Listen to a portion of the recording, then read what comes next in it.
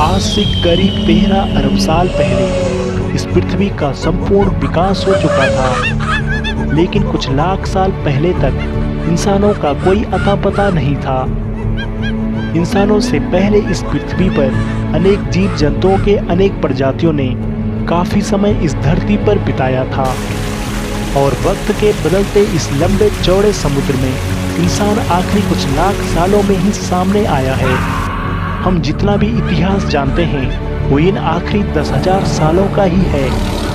वो तमाम जीवों का एक दूसरे के साथ संबंध जिसमें मानवीय प्रजातियां भी शामिल थी, जो कि हमारे पूर्वज रहे थे।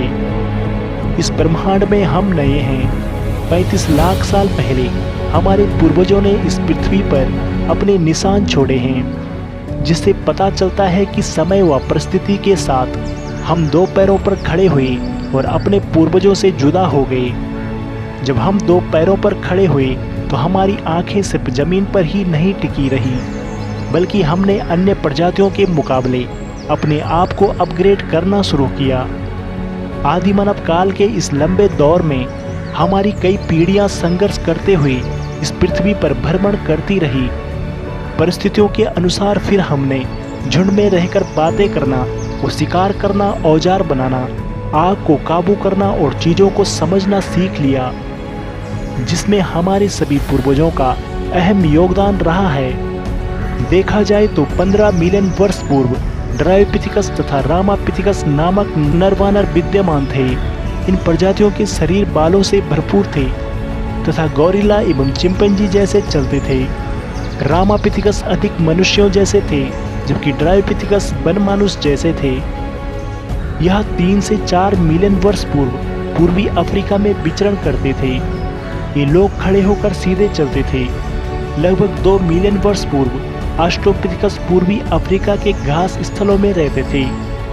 साक्ष्यों से यह पता चलता है कि ये प्रारंभ में पत्थरों के हथियारों से शिकार करते थे। खोजी गई अस्थियों में से कुछ अस्थियां बहुत ही भिन्न थी। इन जीव को पहला मानव जैसे प्राणी के रूप में जाना गया और उसे होमो हैबिलस कहा गया था। उसकी दिमागी क्षमता 650 से 800 सीसी के बीच थी। वे संभवतः मांस नहीं खाते थे, लेकिन उसके विपरीत होमो इरेक्टस का मस्तिष्क काफ़ी बड़ा था, जो लगभग 900 सीसी का था। होमो इरेक्टस संभवतः मांस खाते थे, लेकिन निएंडरथल मानव 1400 सीसी आकार वाले मस्तिष्क लिए हुए थे। यह पूर्वी एवं मध्य एशियाई देशों में रहते थे।